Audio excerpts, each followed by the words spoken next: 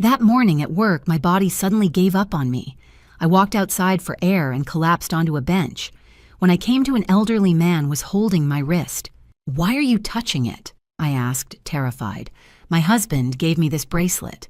He leaned closer and whispered, "That's exactly why you're suffering." Welcome to our story. Like, subscribe, and comment your location to support the channel. Some details in this story are fictional, but the message is not. What you're about to hear is a reminder: never ignore a warning, no matter how small it seems.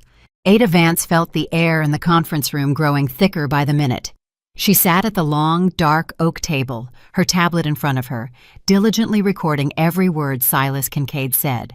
The CEO spoke in a measured tone, placing clear emphasis on every phrase, as if planning how his words would look in the meeting minutes beforehand. "Shipments must be approved by the 15th, he announced, looking around at those present. "No delays." "Adah, make a note of that as a separate item." She nodded, but her fingers suddenly felt heavy. The keys on her tablet seemed to drift away, and the letters swam before her eyes. Adah tried to focus, but the sensation only intensified. A pounding started in her temples, and a strange pressure appeared in her chest, as if someone had placed a heavy stone on her ribs and was slowly pressing down. "This will pass," she thought. "I just haven't slept enough." The last 2 weeks had been exhausting. The quarterly report, negotiations with new partners, endless calls and approvals.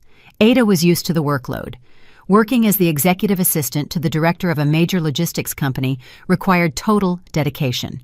Silas Kincaid was a demanding leader, but fair. He valued her punctuality, her ability to anticipate his needs, and her capacity to keep dozens of processes under control simultaneously. In 3 years at the company, Adah had become an irreplaceable link. She knew all the intricacies of the document flow, remembered the names of key clients, and managed to coordinate the work of several departments at once. Colleagues respected her for her professionalism and the calm with which she resolved even the most tangled situations. But today, something was wrong. She looked up at Silas. He continued speaking, gesturing with his hand. "Iris, you need to get human resources involved in the staffing expansion. We will need 2 additional client relations managers, preferably with experience in international logistics." Iris Kincaid, the HR director and Silas's sister, was writing something in her notebook.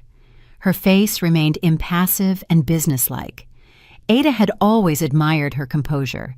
Iris knew how to keep her distance even in the most tense situations. 50 years old, a spotless reputation, a sharp suit, and a neat hairstyle. She was the embodiment of order and discipline. Suddenly the room tilted. Adah pressed herself sharply against the back of her chair, trying to keep her balance. Her heart began to beat in a frenzied rhythm. Her breathing quickened, becoming shallow, as if there wasn't enough air in her lungs. Her forehead was covered in a cold sweat against her dark skin, and dark circles swam before her eyes. "Adah, can you hear me?" Silas's voice sounded as if it were coming from far away. She raised her head, forcing herself to smile. "Yes, of course. I apologize. It is just a little hot. Maybe open a window?" "No, thank you," Adah said. "I had better step out for a minute and get some fresh air. I will be right back." Adah rose from the table, trying to move confidently, but her legs treacherously buckled. She felt the gazes of her colleagues on her, concerned, curious, sympathetic. Stepping out of the conference room, she closed the door behind her and leaned against the corridor wall. The cold surface was soothing, but not for long. Her vision darkened, and her hands trembled even more violently. "I need to go outside," she decided. "The air will make it better." Adah walked past her workspace, a neat corner desk with 2 monitors, stacks of folders, and a pot of violets she diligently watered on schedule.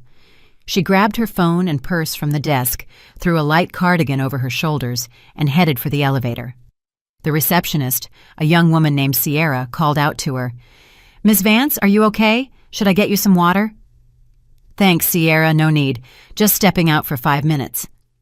She pressed the elevator button, and a few seconds later, the doors slid open soundlessly. The mirrored walls of the cabin reflected her pale face with beads of sweat on her forehead. Adah did not recognize herself. Usually, she looked pulled together and groomed, but now she looked sick and exhausted. Descending to the first floor, Adah walked out of the business center. The April air hit her face with a light breeze, bringing with it the scent of blooming buds, but this brought no relief. On the contrary, the weakness intensified. Her legs stopped obeying her, everything swam before her eyes, and she barely made it to the nearest bench situated at the entrance to a small plaza next to the building. Adah sank onto the wooden seat, closing her eyes. Her heart continued to pound as if it wanted to burst out of her chest. She tried to breathe deeper, but every inhale came with effort.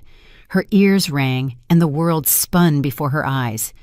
Somewhere in the distance, she could hear the voices of passers-by, the noise of cars, someone's laughter. But all of this seemed unreal, as if it were happening in another dimension.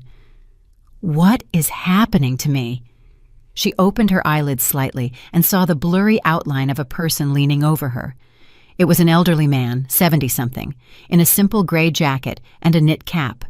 His wrinkled face expressed concern, and his hands, strong despite his age, were reaching for her wrist. "What are you doing?" Adah jerked her hand back sharply, frightened. "That is a gift from my husband." The man did not back away. He looked at her intently, almost studying her, and spoke quietly. "Are you feeling sick because of this bracelet? Look here." Adah looked down at her wrist in confusion. There gleamed a thin metal bracelet that Victor had given her 3 months ago, an elegant chain with small magnetic inserts which, as he explained, were supposed to improve blood circulation and support heart function. The bracelet was expensive. Victor had ordered it through some acquaintance, assuring her that it was not just jewelry, but a real medical device. "You wear this constantly," the old man continued. "Are you not allowed to? How do you know?" Adah's voice trembled. "Who are you anyway? Why did you try to take off my bracelet?" The man straightened up, pulling a worn identification card in a dark red cover from his pocket. "Arthur P. Vaughn. I am a doctor. Or rather, I was a doctor before I retired. I worked as a cardiologist for 40 years at Mercy General Hospital, and I saw quite a few cases where such trinkets caused more harm than good." Adah struggled to focus her gaze on the document. The old physician's ID, issued back in the 90s, indeed confirmed his words. A photograph of a younger man with a serious gaze, a stamp, and the signature of the chief of staff. "But my husband said the bracelet helps," she objected weakly. "He would not—" Her voice wavered and cut off. Arthur shook his head, sitting down next to her on the bench. "Listen, young lady. I do not know who your husband is or what he told you, but I see your condition. You can barely breathe. You are pale as a sheet. Your hands are shaking. This is not just fatigue. Take off the bracelet for at least an hour and feel the difference." Adah hesitated. Victor always insisted she wear the bracelet without taking it off. He said the effect was achieved only through constant use.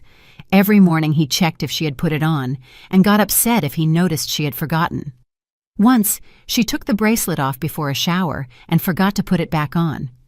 Victor noticed only in the evening and got very agitated, spending nearly an hour explaining to her how important it was to wear the bracelet constantly.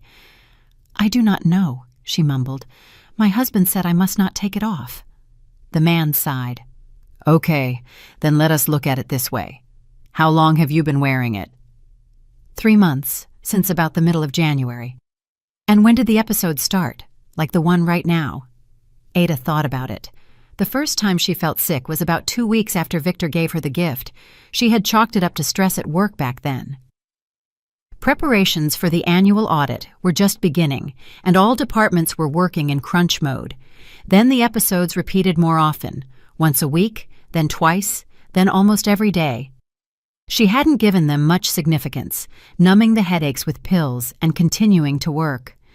"About 2 weeks later," she answered quietly, "rarely at first, then more often." "You see," Arthur nodded. "Coincidence? I do not think so. These magnetic bracelets are a controversial thing. For some, they are harmless, but for others, they can be contraindicated, especially if a person has a tendency toward arrhythmia or blood pressure spikes. Do you have any heart problems? Adah felt everything inside her tighten. She remembered how a year ago she underwent a checkup and the doctor noted mild tachycardia. Nothing serious, they said then. Just need to watch your routine and avoid overexertion. Victor knew about this. He was there at the appointment, holding her hand, calming her down. Yes, she admitted. I have slight tachycardia. The man frowned. Did you tell your husband about this? Of course. He was with me at the doctor's. And he still bought you a magnetic bracelet? Disbelief sounded in Arthur's voice. That is strange, to say the least. Any doctor will tell you that with heart rhythm disorders, such things must be used with great caution, or better yet, not used at all. Adah fell silent, not knowing what to answer. Her thoughts were tangled, and Victor's voice rang in her head. I worry about you. This bracelet will help. Trust me. The phone in her pocket vibrated. Adah took it out with a trembling hand and saw her husband's name on the screen. Victor? Hello? Her voice sounded alarmed. Why aren't you at work? Irritation was audible in his tone. Silas called, said you stepped out and didn't come back. What happened? Where are you? I felt sick. I went out to breathe. I am sitting on a bench by the office. Again? Victor sighed with unconcealed dissatisfaction. Did you take the bracelet off? Adah looked at her wrist, where the thin chain still gleamed against her dark skin. No. Then what is the matter? You know it helps you. You are probably just overworked. Asked to leave work, go home, rest. I will finish early, pick up groceries, and make dinner. Okay, she answered mechanically and hung up. Arthur looked at her with sympathy. That was him? Adah nodded. Listen to my advice. Go to a clinic. Get a checkup today and find out the truth. And take the bracelet off at least for a while until you get the results. See how you feel without it. She slowly undid the clasp and took off the bracelet. The metal was warm from her skin, pleasantly heavy. Strange, but within a minute her breathing became a little more even and the pressure in her chest eased. Was it a placebo effect or real relief? Adah didn't know, but the difference was palpable. Thank you, she whispered, hiding the bracelet in her blazer pocket. Thank you very much. The man smiled gently, paternally. Take care of yourself, young lady. Health is the only thing that truly belongs to you. Do not let anyone manage it for you, even the closest people. He got up from the bench, adjusted his cap, and slowly walked away down the path, leaving Adah alone. She sat for a few more minutes, feeling her strength gradually returning. Her thoughts were racing, but one pushed through the fog with particular persistence. What if Victor actually knew? No, that was absurd. Her husband loved her. He took care of her. He couldn't... But then why did he insist on the bracelet? Why did he get angry when she forgot to put it on? Why did he never agree when she suggested going to the doctor to check her heart? Adah stood up from the bench, feeling much better. Her head had cleared, her heart was beating steadily. She took out her phone and dialed Silas Kincaid's number. Adah! His voice sounded concerned. How are you feeling? Better, thank you. Mr. Kincaid, I apologize for interrupting the meeting. May I take the rest of the day off? I need to see a doctor. Of course. Take care of your health. Everything else can wait. She hung up and slowly walked to the parking lot where she had left her car. The doctor's words echoed in her head. Do not let anyone manage your health. Adah sat in her car, hands on the steering wheel, staring into the void. The engine was off. Silence surrounded her, broken only by the distant noise of the avenue. The bracelet lay in her blazer pocket, and she kept catching herself mechanically reaching for her wrist, checking if it was there. Habit. Over 3 months, it had become a reflex to touch the cool metal, as if it were a part of her. Victor had accustomed her to this unnoticed, repeating day after day. Don't forget to put on the bracelet. It's important for your health. She remembered that January evening when he gave her the gift. They were sitting in the kitchen after dinner. The apartment smelled of the apple pie Adah had baked, especially for his return from a business trip. Victor took a small velvet box from his pocket and handed it to her with a smile. "Open it." Inside on a white cushion lay the elegant bracelet, a thin chain with neat magnetic inserts, each the size of a grain of rice. It shimmered in the light of the chandelier, looking expensive and stylish. "This is for you," Victor said, taking her hand. "I have wanted to find something special for a long time. You know, after that visit to the cardiologist, I kept worrying. You work so much, you get nervous, and your heart. I found a specialist who deals with these devices. This isn't just jewelry. The magnetic field helps improve circulation, stabilizes the rhythm. Wear it constantly, and you will feel better." Adah was touched then. Victor was always attentive, caring. He remembered her health better than she did herself. She hugged him, thanked him, and he fastened the bracelet on her wrist himself. "Now don't take it off. The effect only comes with constant wear. Promise?" "I promise." And she kept her promise. For 3 months she hadn't parted with the bracelet for a minute. Even at night, it stayed on her arm. Victor monitored it. Every morning, seeing her off to work, he kissed her and made sure to check. "Bracelet on?" "Yes." "Good girl. I worry about you so much." At first it seemed touching, then habitual.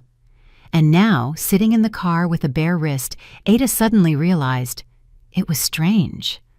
Why did he insist so much? Why did he get angry if she forgot to put the bracelet on even once? Why did he never suggest going to the doctor again to check if the device was helping? She took out her phone and dialed the number of the private clinic where she had her checkup a year ago. The receptionist answered on the 3rd ring. "Heartland Cardiology Center. How can I help you?" "Hello, this is Adah Vance. I had a checkup with you a year ago. Can I make an appointment with a cardiologist? Preferably today if there is availability." "Let me check. Yes, we have an opening at 4:30. Does that work for you?" "Perfect. Thank you." Adah looked at her watch. It was only 11:30. More than 4 hours remained until the appointment. She didn't want to go home. Victor probably already knew she had left work early and would be questioning her, calling, worrying. And she wasn't ready for a conversation yet. She needed time to think. She started the car and drove toward the waterfront.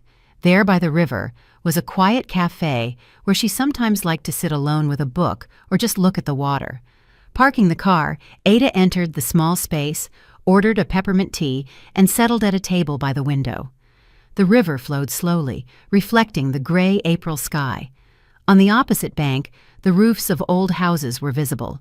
Somewhere in the distance, clouds drifted by. Adah cupped the warm mug in her palms and closed her eyes, letting her thoughts flow freely. When did the deterioration begin? Exactly 2 weeks after she put on the bracelet. First, just weakness in the mornings, then dizziness, rapid heartbeat. She blamed it on work, lack of sleep, spring vitamin deficiency. Victor supported this version. "You work too much. You need rest." But when she suggested taking a vacation and going somewhere, he found reasons to postpone the trip. "Now isn't the best time. Let's do it in the summer or fall." When she said she wanted to go to the cardiologist again, he talked her out of it. "Why waste money? You're wearing the bracelet, it helps you. Just get some proper rest." And when she once took the bracelet off, Victor caused almost a scandal. "Do you realize you are risking your health? I didn't spend that much money for nothing. This is a medical device, not a toy. You must wear it constantly." Back then, Adah was frightened by his anger and apologized. She thought he was just worried. Now she was starting to see the picture differently. Her phone vibrated. A message from Victor. "I finished early. Driving home now. Where are you? How do you feel?" Adah looked at the screen and slowly typed a reply. "Decided to take a walk. Need to breathe. Will be there soon. Okay, I am worried. Call when you are driving home. Love you." She put the phone on the table and sighed. "Love you." He said that every day. He took care of her, cooked dinner, asked about her day, gave gifts. He was the perfect husband. Why then was she getting increasingly anxious? Adah remembered how they met 2.5 years ago. She had just started working as the executive assistant, and at one of the corporate events, she was introduced to Victor, a successful sales manager from a partner company. He was 9 years older than her. Confident, charming, he courted her beautifully, flowers, restaurants, compliments. 6 months later, he proposed. Adah was happy. It seemed to her that she had found the one person with whom she could build a family. Victor was reliable, stable. He solved all domestic problems, took on financial questions, planned their joint future. She felt protected. But gradually, his care began to turn into control. At first, it was unnoticeable. He asked who she was talking to at work, was interested in where she went after work, asked her to let him know when she left the office and when she would arrive home. All this was served with a sauce of care. "I just worry. You never know what might happen." Adah didn't object. It seemed normal to her that a husband worried about his wife. But over time, the control intensified. Victor didn't like it when she stayed late at work. He frowned with displeasure if she planned to meet girlfriends. He got irritated when she spent too much time on her phone. And then the bracelet appeared, and the episodes. Adah looked at her wrist. Could he really have known that the bracelet was dangerous for her health? No, that's absurd. He loves her. But if he loves her, why doesn't he want her to get checked?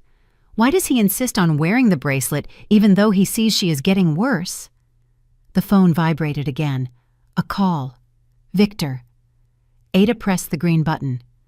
"Hello? Adah, where are you?" His voice sounded concerned. "I have been home for half an hour, and you are still not here. You said you would be there soon." "I am walking by the waterfront. I need to be alone." Pause. Then Victor spoke slowly with notes of irritation. "Alone. You felt sick, and you decided to walk alone. Adah, that is irresponsible. What if you feel sick again? Who will help you?" "I am already better." "Is the bracelet on you?" She gripped the phone tighter. "No." "Why?" Victor's voice rose. "Do you want the attack to happen again?" "Adah, I do not understand what is happening with you.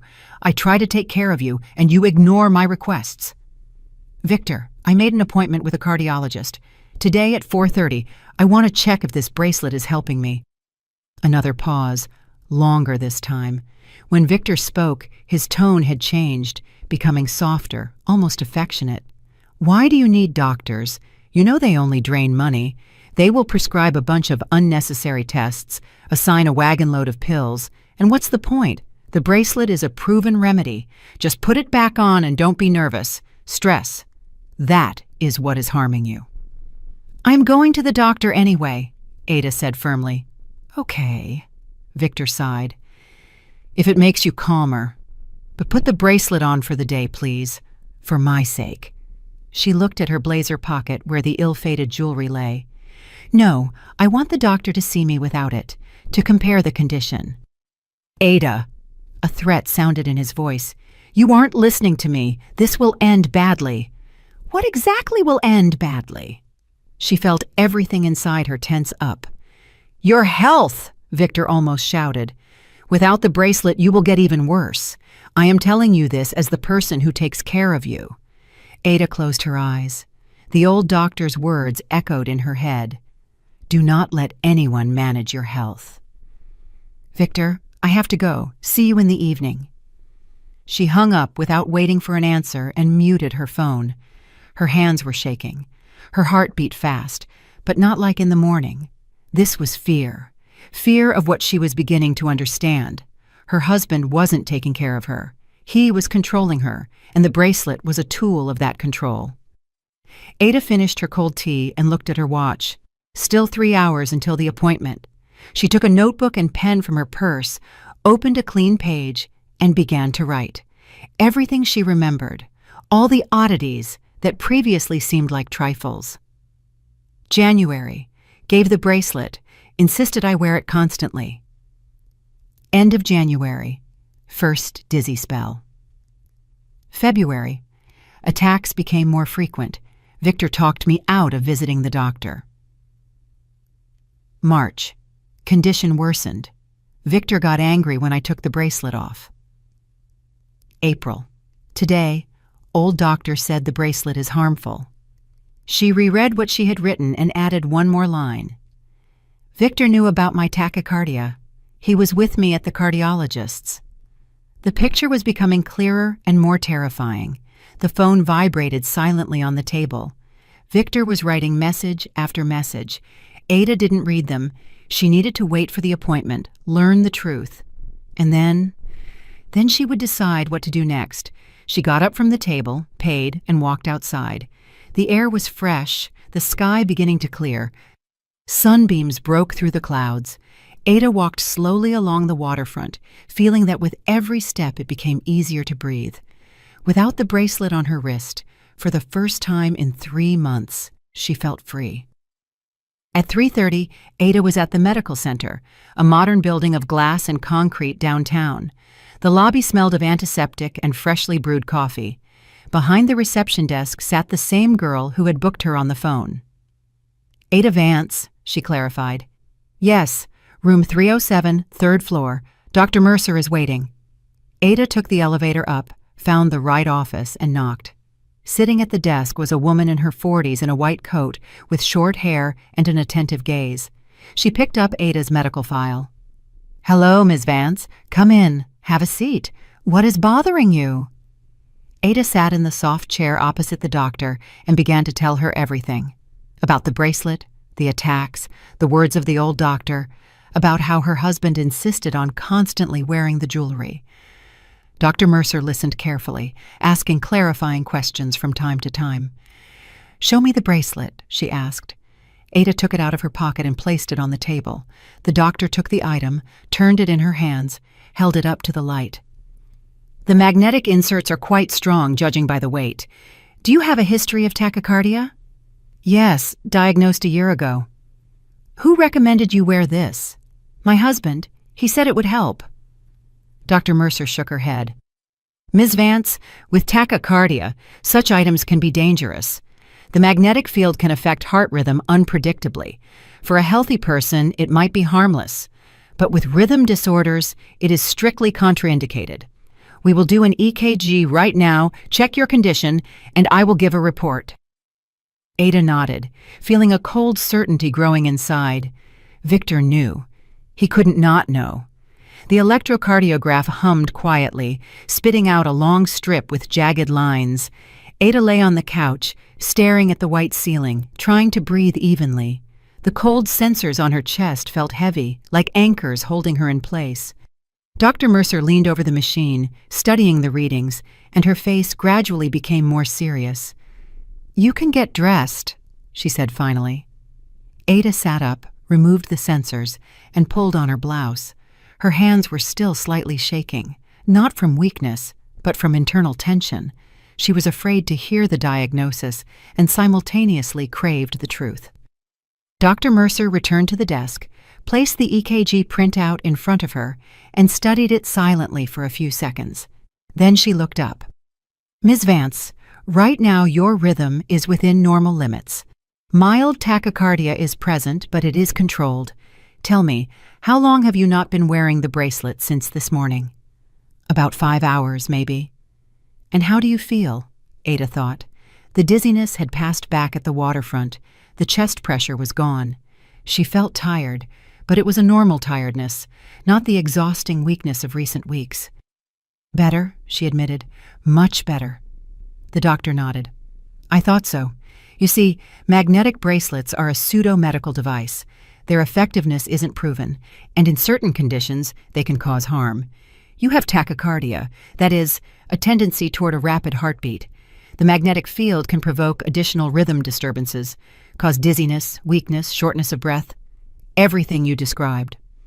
So the bracelet is contraindicated for me. Adah's voice sounded quiet. Absolutely. Moreover, I recommend you never wear such things again.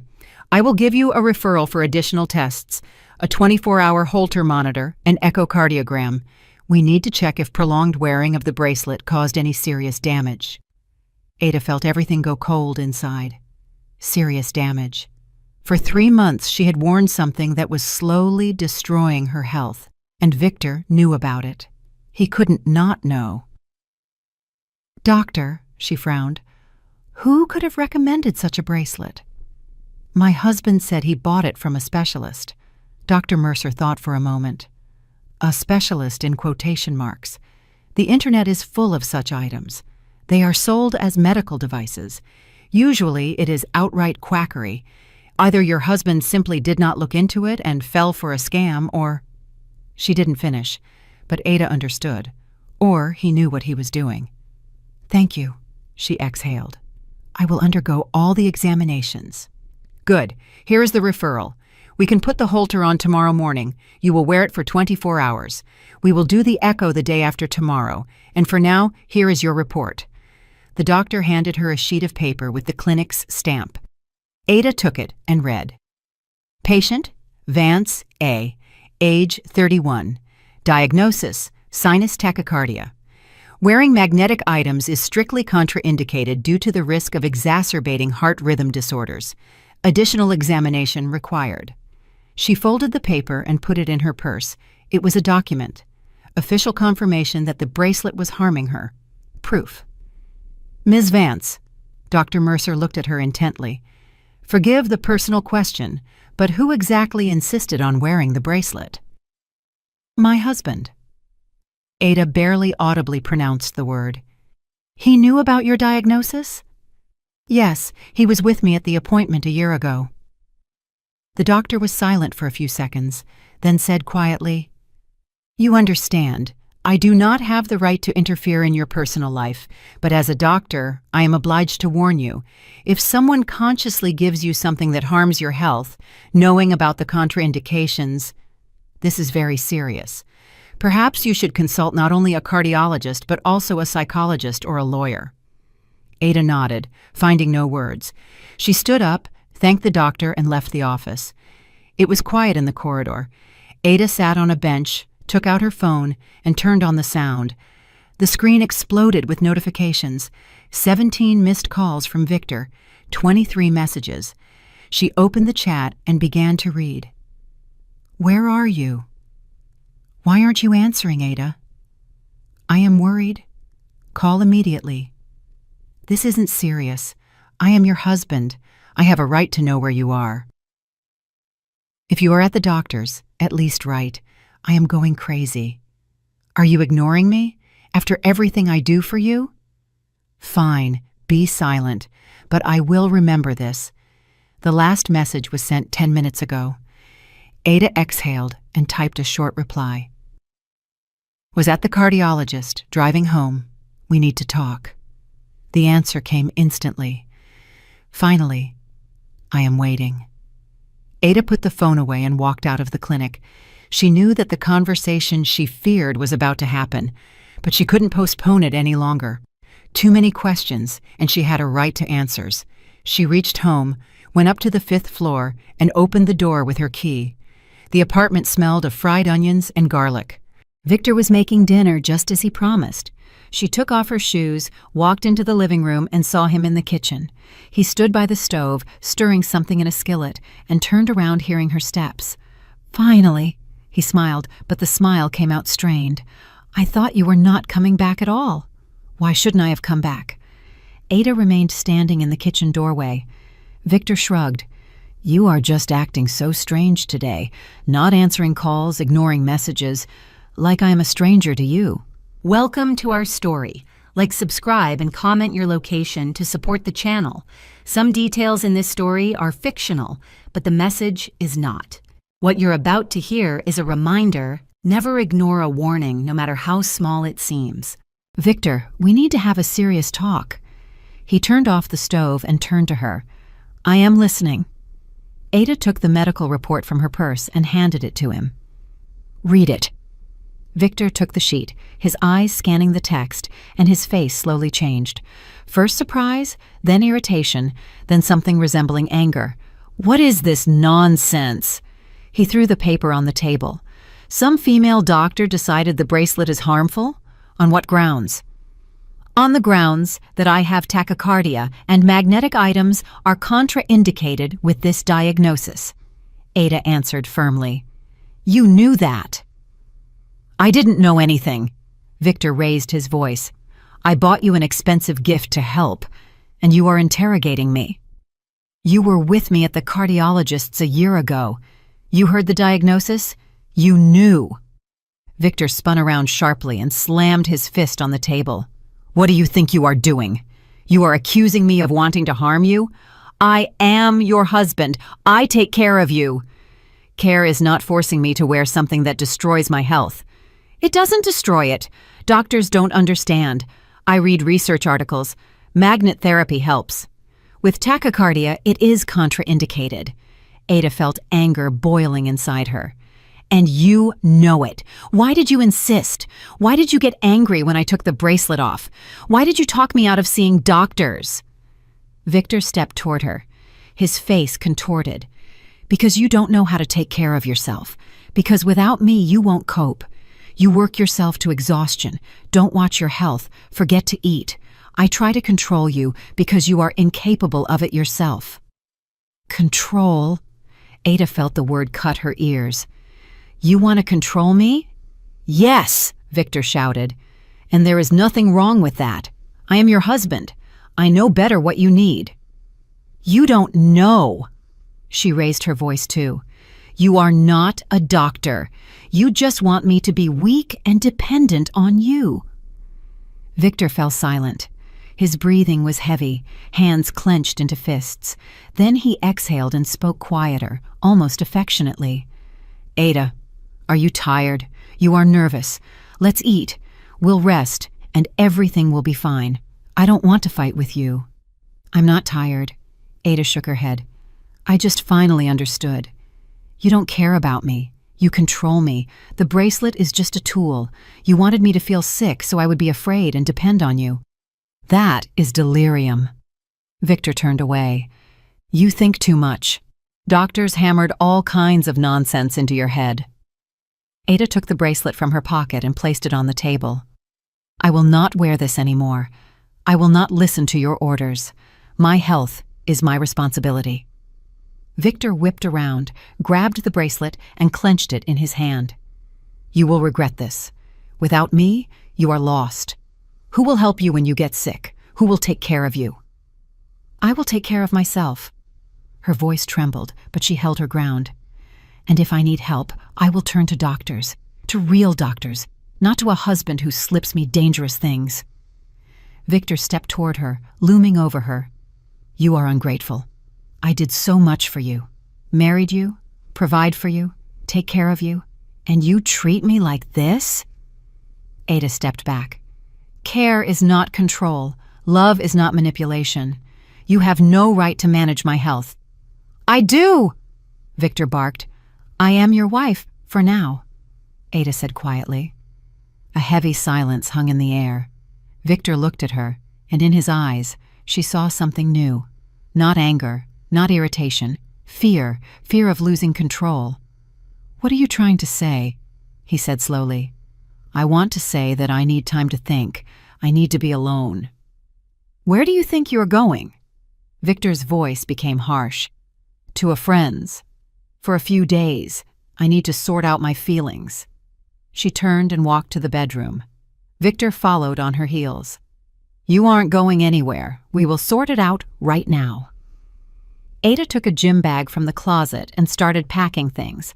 A few changes of underwear, jeans, a sweater, a toiletry bag. Her hands were shaking, but she forced herself to move. Victor stood in the doorway, blocking the exit. Adah, stop it. You aren't going anywhere. Move. She looked at him. No. Victor, I said, move. He didn't budge. Adah felt everything inside her clench with fear, but forced herself to take a step forward. Victor grabbed her arm. You will stay here. We will talk normally. Let me go. Her voice sounded quiet but firm. No. Adah yanked her arm away sharply, pushed him in the chest, and ran out of the bedroom. She grabbed the large bag and her purse with documents, car keys, and bolted for the exit. Victor caught up with her at the door, but she had already flung it open and leaped onto the landing. Adah, come back immediately! His scream echoed through the stairwell. She didn't look back, ran down the stairs, almost sprinting to her car, sat behind the wheel, and started the engine. Victor burst out of the building entrance, but she was already driving out of the courtyard. Only once she was on the avenue did Adah allow herself to exhale. Her hands were shaking. She stopped at the curb, turned on her hazards, and sat for a few minutes, trying to calm down and catch her breath. The phone vibrated. A message from Victor. "You will regret this. Without me, you are nothing." Adah blocked his number, put the phone in her purse, and drove to the only person she could trust right now, Iris Kincaid. The HR director lived 20 minutes away in a quiet neighborhood with low-rise buildings. Adah called her on the way. "Iris, I apologize for bothering you in the evening. Can I come over? I need help." "Of course, Adah. Come over. I am home." When Adah pulled up to the house, Iris was already waiting for her on the porch. Seeing her red eyes and trembling hands, she hugged the young woman and led her into the house. "Tell me what happened." And Adah told her everything about the bracelet, the attacks, the doctor, the medical report, about Victor. Iris listened silently, nodding occasionally. When Adah finished, the HR director poured her some tea and said quietly, "You did the right thing by leaving.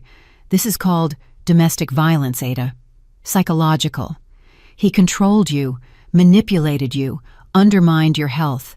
You need legal help and support. Tomorrow we will process a week of leave for you. For now, stay here. I have a guest room." Adah nodded, feeling tears welling up in her eyes. For the first time in 3 months, she felt safe. On Saturday, Adah woke up from bright light breaking through the light curtains. For a moment, she didn't realize where she was, then remembered. The guest room in Iris Kincaid's house. A simple, cozy room with white walls, wooden furniture, and the scent of lavender. On the nightstand stood a glass of water she hadn't finished the night before. She looked at her phone. 8:00 a.m., Friday. The screen showed 27 missed calls from an unknown number and 3 messages. Victor, of course. She had blocked his main number, so he was calling from another one. Adah opened the message. "Adah, this is foolishness. Come home. We will discuss everything calmly." "You cannot just leave like that. I am your husband. We have obligations to each other." "Fine. You want to play the silent game? Play. But remember, everything you have is thanks to me." The last message was sent at 6:00 a.m. Adah deleted the thread and blocked the new number. She didn't need his words, his manipulations, his attempts to regain control. There was a quiet knock at the door. "Adah, are you awake? Breakfast is ready." She got up, threw on a robe she had borrowed yesterday, and went out to the kitchen. Iris stood by the stove, flipping pancakes. Honey, sour cream, and fresh berries were already on the table. "Good morning." Adah sat at the table. "Good morning," Iris smiled. "How did you sleep?" "Better than in recent weeks." "That is good. Have some breakfast. While you eat, I will call Silas. We will process your leave officially." Adah nodded, pouring herself tea. She felt strange, simultaneously liberated and lost. Everything that seemed stable and reliable in her life had collapsed in one day. The husband she trusted turned out to be a manipulator. The home where she lived for 2 years was no longer a safe place. The future she planned had dissolved into thin air.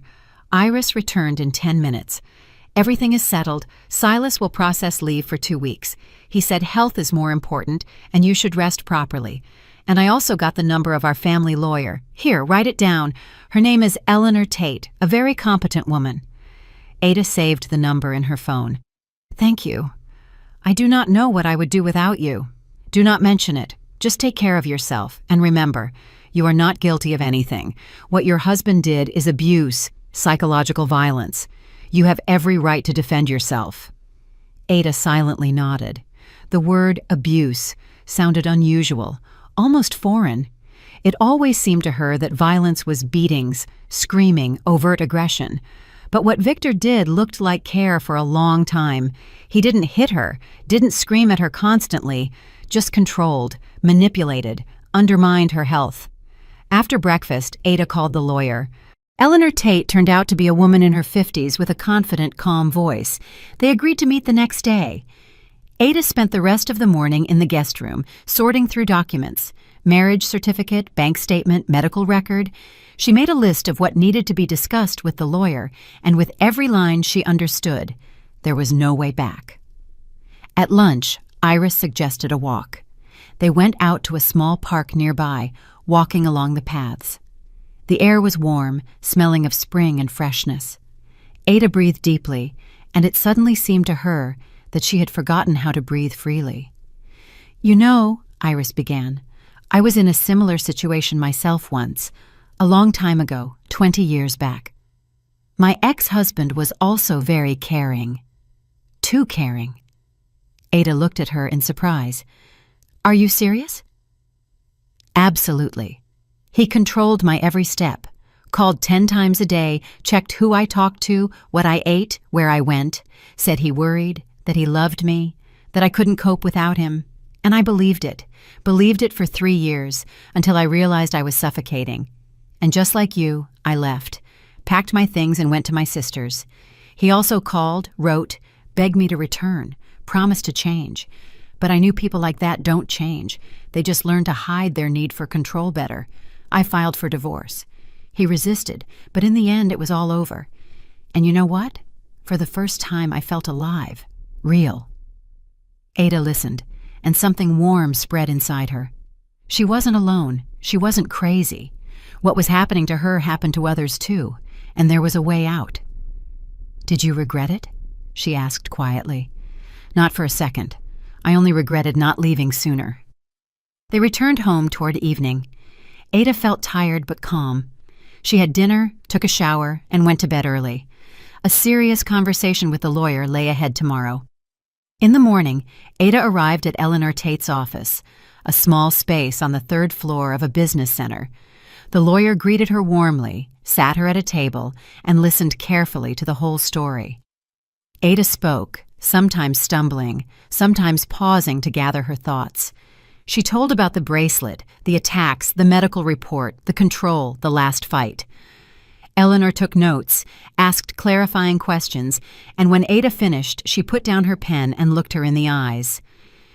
"Adah, what you just described is a classic case of psychological domestic abuse. Your husband used methods of control, manipulation, and undermining your health. You have a medical report confirming the harm from the bracelet.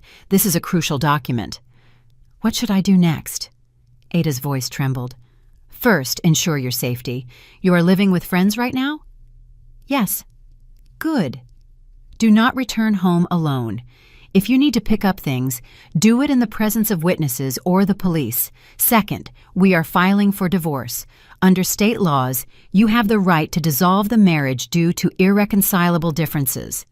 Third, we document all contact attempts from his side, calls, messages, visits. All this might be needed if he starts threatening or stalking." Adah nodded, writing down the main points. "And how quickly can the divorce be processed if he does not agree?" "The process might drag on for several months. The court might give time for reconciliation, usually from 1 to 3 months. But considering the circumstances, psychological abuse, medical documents, we can expedite the process. The main thing is your firm stance." "I have decided firmly." Adah straightened up. "I will not go back to him." Eleanor smiled. "That is excellent. Then let's start preparing the documents. I will draft the petition now, you will sign it, and we will file in court next week. Meanwhile, avoid any contact with your husband. Do not answer calls. Do not meet him alone." They spent another hour discussing details: division of property, financial questions, spousal support. Adah had no children with Victor. The apartment was his before the marriage, but she had a right to a share of jointly acquired property. The car was hers, bought before the marriage. That simplified matters. When Adah left the office, her soul felt lighter. She had a plan, a clear, understandable plan of action. She was no longer flailing in the dark, trying to figure out what to do. Now she knew. The phone rang. Unknown number. Adah stopped by the car, hesitating, then answered anyway. "Hello? Adah, it is me." Victor's voice sounded tired, almost pitiful. "Please, don't hang up. I need to talk to you." She gripped the phone tighter. "We have nothing to talk about." "We do. I beg you, listen to me. I realized I was wrong. I really controlled you too much, but I did it out of fear of losing you. I love you so much, Adah. Please, let's meet, discuss everything calmly." "Victor, I am filing for divorce." Pause. A long, dragging pause. Then his voice changed, becoming harsh, cold. "Are you serious?" "Absolutely. You will regret this. Think it's so simple to leave me? I won't give you a divorce. I will fight to the end. You are my wife, and you will remain so. The law is on my side. I have the medical report.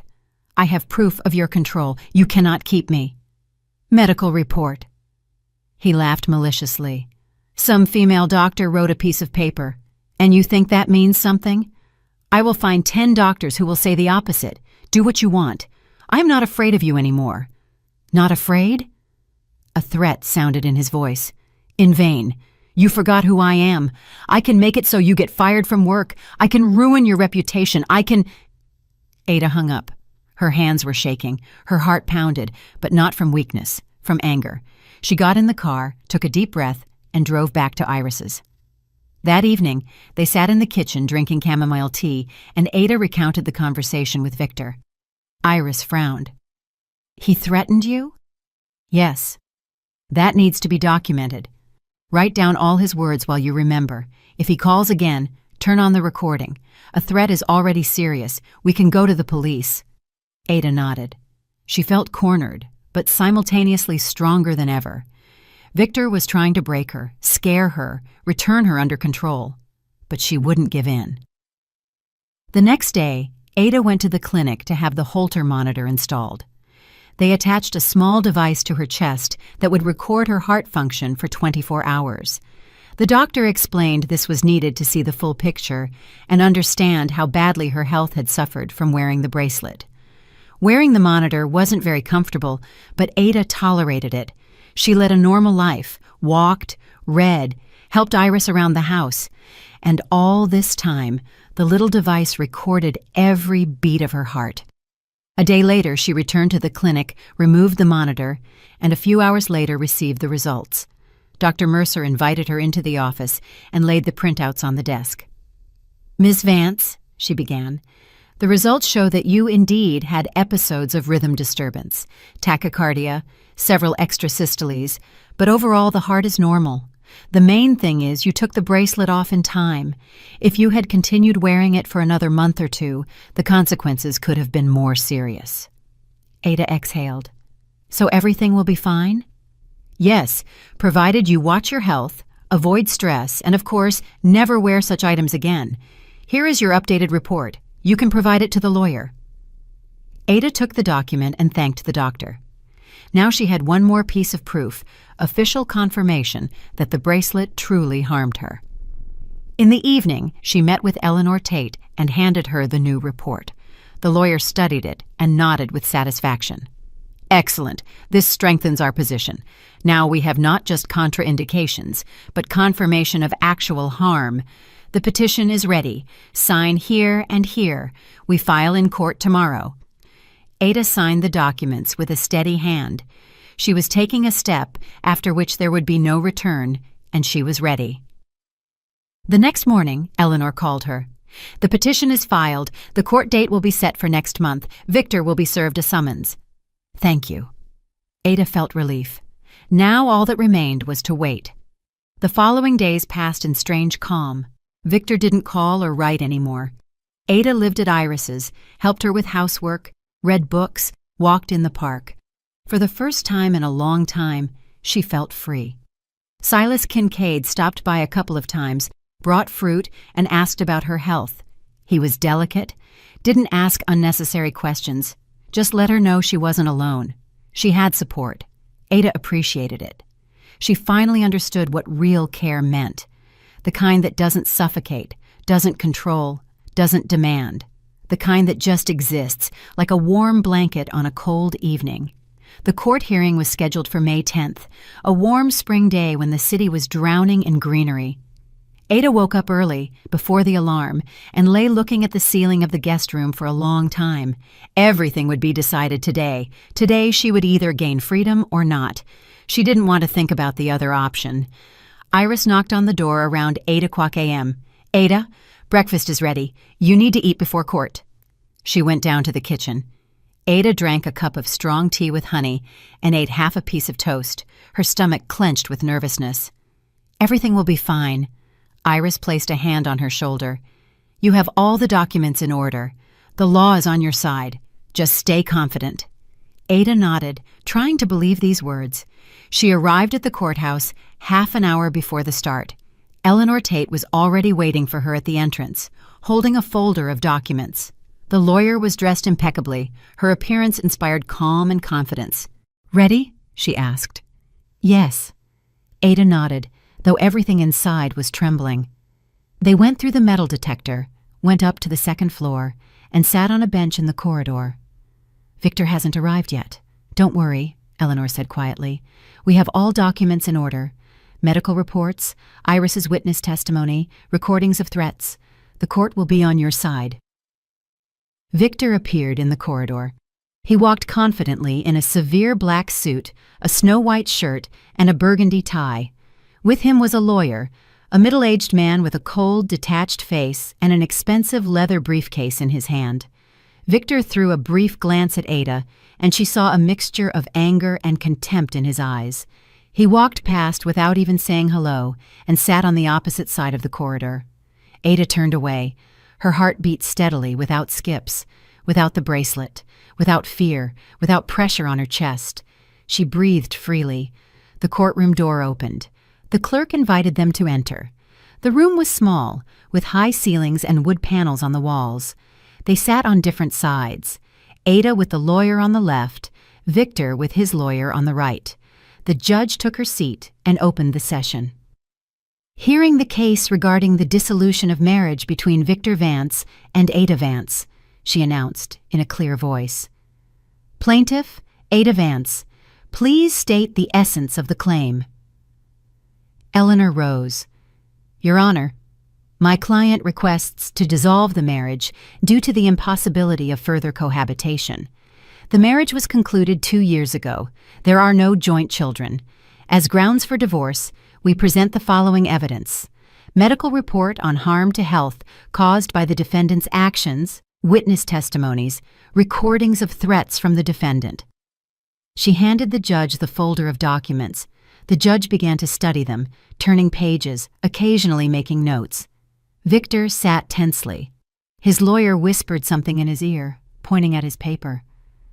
"Defendant, do you object to the dissolution of the marriage?" the judge asked, looking up at Victor. Victor stood up, straightening his shoulders. "I object, Your Honor. I believe my wife is acting under the influence of emotions and misunderstanding. I always took care of her, provided for the family, supported her in everything. All my actions were dictated exclusively by love and concern for her well-being. The bracelet referred to in the lawsuit was a gift intended to improve her health. I did not know about any contraindications." "Do you have proof that you did not know about the contraindications?" the judge clarified. Victor's lawyer rose, placing his hands on the table. "Your Honor, my client is not a medical professional and could not know about the subtleties of the interaction of magnetic items with heart pathologies. He purchased the bracelet guided by the seller's recommendations, who assured him of the item's safety. My client acted out of the best intentions, wishing to help his spouse." Eleanor immediately objected. "Your Honor, in the case materials, there is an extract from the plaintiff's medical record where the diagnosis of sinus tachycardia, made in April of last year, is documented. The defendant was present at the appointment with the cardiologist, which is confirmed by the entry in the reception log of the Heartland Cardiology Center. He knew about the diagnosis. Moreover, after the appearance of symptoms of deteriorating health in the plaintiff, he actively obstructed her from seeing doctors, insisted on constantly wearing the bracelet, and exercised psychological pressure. And after the plaintiff left home, he threatened her over the phone, which is documented in the audio recording. The judge turned the page, carefully studying the medical documents. Indeed, here is a conclusion from cardiologist Dr. Mercer, stating that magnetic items are strictly contraindicated for the plaintiff with this diagnosis, and results of Holter monitoring showing episodes of heart rhythm disturbance during the period of wearing the bracelet. Mr. Vance, can you comment on this data? Victor stood up. I am not a doctor, Your Honor. I just wanted to help my wife. If the bracelet turned out to be harmful, it was an unintentional mistake, not an intent to cause harm. And the threats addressed to the plaintiff after she left home? The judge looked at him strictly. How do you comment on those? I was in an emotional state, Your Honor, did not want to lose my family. Perhaps I expressed myself harshly, but I did not intend to threaten seriously. Those were just words said in the heat of the moment. The judge turned on the audio recording. Victor's voice, recorded by Adah, rang out through the hall. You will regret this. Think it's so simple to leave me? I won't give you a divorce. I will fight to the end. You are my wife, and you will remain so. I can make it so you get fired from work. I can ruin your reputation. I can... The recording cut off. Silence hung in the hall. The judge continued. Mr. Vance, is that your voice? Victor paled, sweat appearing on his forehead. Yes, Your Honor, but I didn't mean... Those were just emotions. I wasn't planning to act on those words. Enough, the judge cut him off in a cold tone. I see sufficient grounds for the dissolution of the marriage. Considering the circumstances of the case, systematic psychological pressure on the plaintiff, causing harm to her health by insisting on wearing a contraindicated item, threats addressed to her, I consider the preservation of this family impossible. I'm not assigning a period for reconciliation due to the obvious impossibility of restoring family relations. The marriage between Victor Vance and Adah Vance is considered dissolved. The decision enters into force 1 month from the day of issuance. Adah felt something snap inside her, not from pain, but from relief. Huge, all-consuming relief that rolled like a wave over her entire body. She was free, officially, legally free. Victor jumped up from his seat. His face was distorted with rage. This is unfair, Your Honor. I will appeal. You cannot just destroy my family like this. You may file an appeal in accordance with the procedure established by law, the judge answered calmly, but the decision in this case is made based on the presented evidence and state laws. The hearing is adjourned. She struck the gavel on the table, and the sound rang through the hall like a final sentence. Adah walked out of the courthouse, feeling her legs carry her on their own. The sun shone brightly, blindingly. The air was warm and fresh, smelling of lilac and young leaves. Eleanor walked beside her, smiling. Congratulations, Adah. You are free. In a month, the decision will come into force, and you will receive the divorce decree. Thank you. Adah hugged her, feeling tears flowing down her cheeks. Thank you for everything.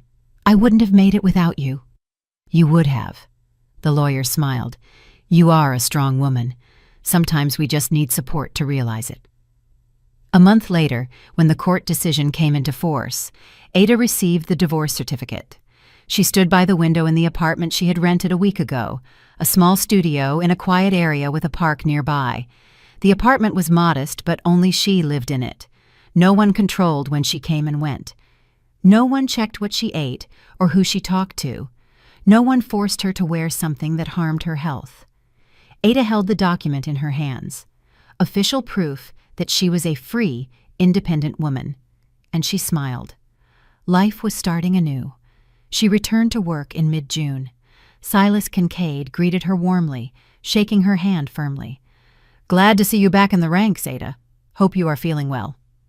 Yes, thank you. I am ready to work. Iris hugged her maternally. If you need anything, reach out. You know where to find me. Colleagues congratulated her on her return without asking unnecessary questions.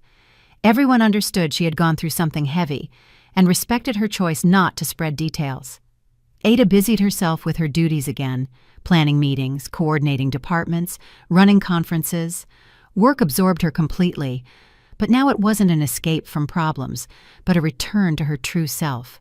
She felt strength, confidence, and joy from what she was doing, returning day by day. At the end of June, something unexpected happened. Silas called her into his office and offered a promotion. Position of Vice President of Administration. Adah was stunned. "I value your work," he said. "You are a professional one can rely on. And after everything you went through, you became even stronger. Think about my proposal." Adah thought for 2 days and agreed. It was a new turn in her career, new opportunities, a new life.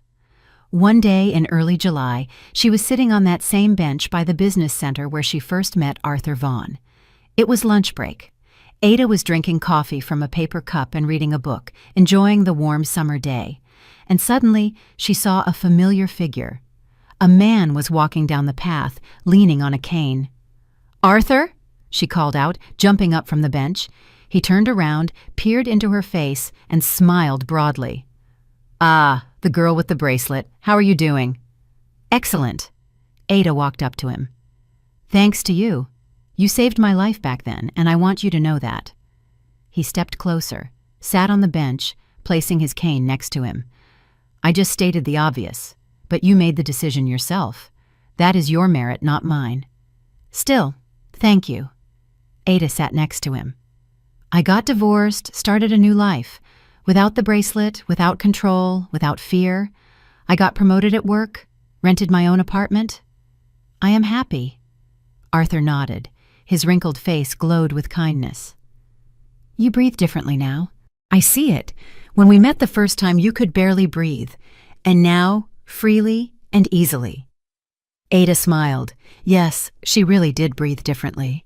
Freely, deeply, without looking back, without fear that someone was controlling her every breath. The man stood up, leaning on his cane. "Take care of yourself, young lady. And remember, your health, your life, your choice. No one has the right to take that away from you. No one, ever." He slowly walked away down the path, and Adah watched him go, feeling warmth in her chest. It was over. The past remained behind. Adah stood up from the bench, turned around, and walked back to the office, feeling incredible lightness in her body and clarity in her thoughts. Ahead was work, new projects, plans for the future. Ahead were meetings with friends, trips, dreams she could now fulfill herself. Ahead was a life without the bracelet. The very life she chose herself, built with her own hands, which belonged only to her. Looking back, Adah understood the lesson clearly. When control disguises itself as love, silence becomes dangerous. She would tell anyone listening to protect their health trust, the warning signs, and never surrender their own choices. God gave her the strength to see the truth. God reminded her that fear is not devotion, and God showed her that freedom begins with courage. In grandma stories, the deepest wounds are often invisible. These grandma stories exist to warn, not to judge. Through grandma stories, she hopes others recognize control before it becomes harm. Family drama stories are not just entertainment. Family drama stories reflect real lives and real consequences. If these family drama stories help even one person choose safety over fear, then her pain was not in vain. Thank you for staying until the end. If this story moved you, comment, choose yourself. Please note, parts of this story include dramatized elements created for educational purposes.